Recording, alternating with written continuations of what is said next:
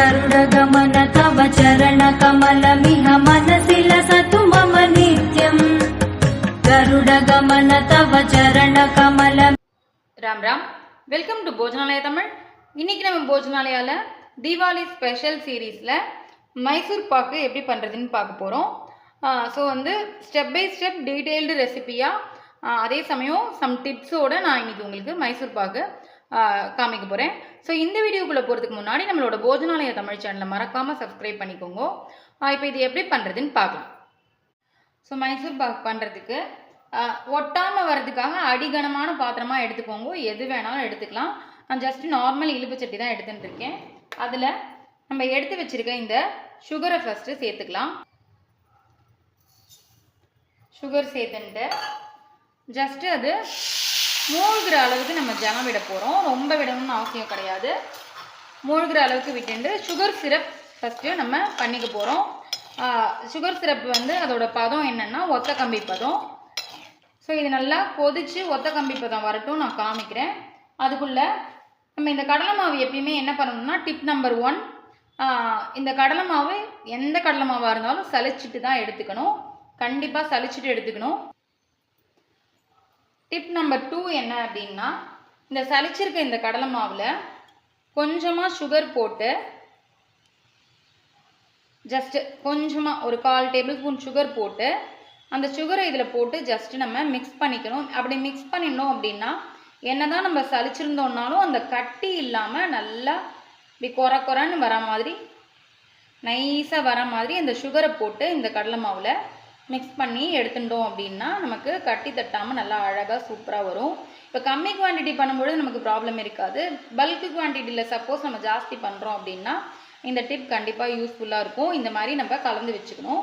நான் கடலை மாவை வறுக்கலாம் இல்லை, ஏன்னா வறுத்தோம் அப்படின்னா கொஞ்சம் கலர் மாறிடும். அப்படியே தான் நம்ம பண்ண போகிறோம். ஸோ இது டிப் நம்பர் 1.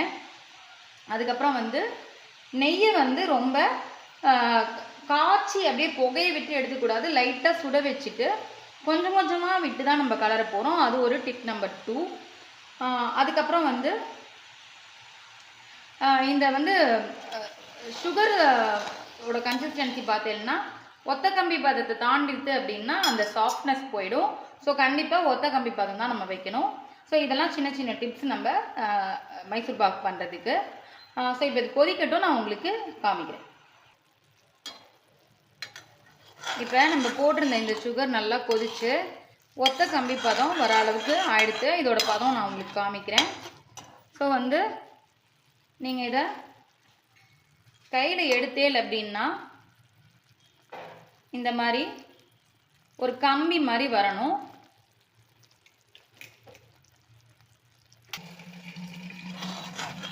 ஸோ இப்போது சுகர் நல்லா கொதிச்சிருத்து. இதோட பதம் நான் உங்களுக்கு காமிக்கிறேன். இதை நீங்கள் எடுத்து இப்படி பார்த்தேல் அப்படின்னா ஒரு கம்பி மாதிரி பதத்துக்கு வரணும். இந்த பாருங்க, பார்த்தா தெரியும், இதுதான் பதம். இதுக்கு மேலே இது விடணும்னு கிடையாது. ஸோ இந்த ஸ்டேஜில் நம்ம எடுத்து வச்சுருக்க இந்த கடலை மாவை அப்படியே சேர்த்துட்டு கொஞ்சம் கூட கட்டி இல்லாமல் அப்படியே மிக்ஸ் பண்ணிக்க போகிறோம். ஒரு 2 நிமிஷம் நம்ம அடுப்பை ஆஃப் பண்ணிவிட்டு கூட நல்லா மிக்ஸ் பண்ணி விட்டுட்டு திரும்ப பற்ற வச்சுக்கலாம். ஸோ அந்த கட்டிகள் கொஞ்சம் கூட வராமல் ஸோ ஈஸியாக இருக்கும்.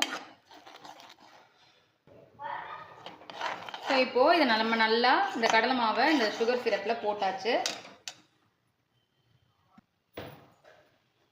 இப்போ என்ன பண்ண போகிறோம்னா, நம்ம எடுத்து வச்சுருக்கோம் இல்லையா நெய், அதை கொஞ்சம் கொஞ்சமாக நம்ம இதில் விட்டு கலரணும். ஒரே எதிரியாக விட்டுறக்கூடாது.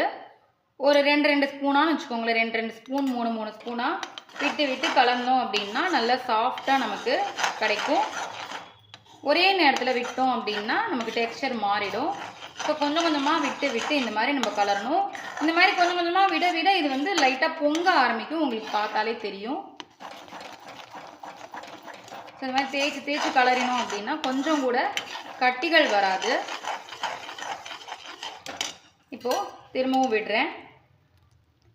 எடுத்து வச்சுருக்க 2 கப்பு நெய்யுமே நம்ம விடணும். ஆனால் மொத்தமாக விட்டுறக்கூடாது.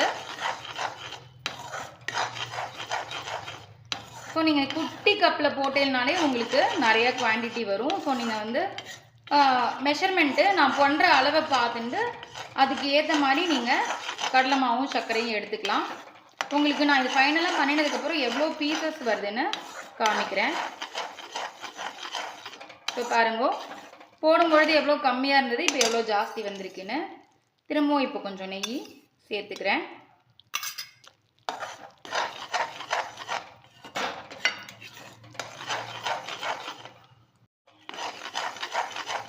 ஸோ இந்த மாதிரி கைவிடாமல் நம்ம கலரிண்டே வரணும்.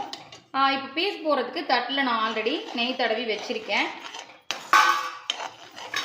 ஸோ திரும்பவும் கொஞ்சம் நெய் சேர்த்துக்கிறேன்.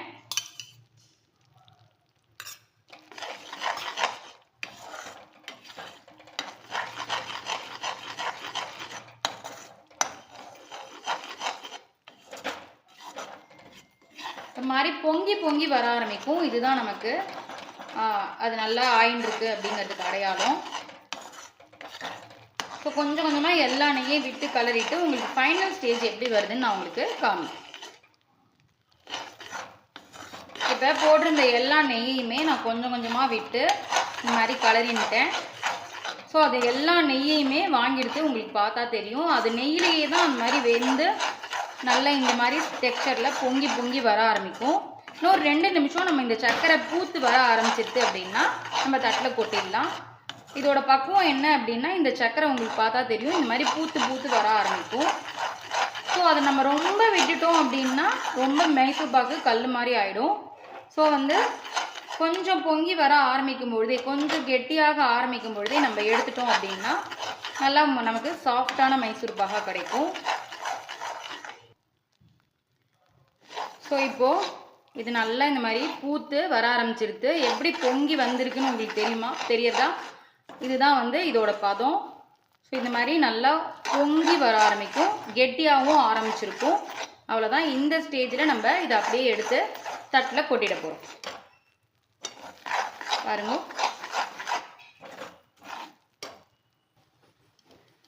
ஸோ இதுதான் பதம். நம்ம போட்ட எல்லாத்தையும் பாருங்க, எவ்வளோ குட்டி கப்பில் நான் போட்டிருந்தேன். பட் இதோட குவான்டிட்டி நமக்கு எவ்வளோ வந்திருக்குன்னு உங்களுக்கு பார்த்தா தெரியும். ஸோ இந்த மாதிரி பிளேட்டில் நான் கொட்டிட்டு இப்படி ஈவன் பண்ணி வச்சுக்கிறேன்.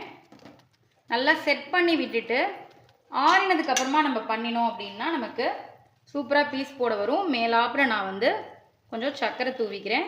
இது ஆப்ஷனல் தான், தூவிண்டா நல்லாயிருக்கும், பார்க்குறதுக்கு நல்லாயிருக்கும். ஸோ இதை இந்த மாதிரி நல்லா செட் பண்ணி விட்டுற போகிறோம். பாருங்க. இப்போது இது நல்லா ஆறட்டும், நான் உங்களுக்கு பீஸ் போடுறத காமிக்கிறேன். ஸோ இப்போது இது நல்லா ஆறிடுத்து, நான் பீஸ் போட்டு காமிக்கிறேன். இது பாருங்க எவ்வளோ சாஃப்டாக வருதுன்னு உங்களுக்கு பார்த்தாலே தெரியும். ஸோ அவ்வளோதான்.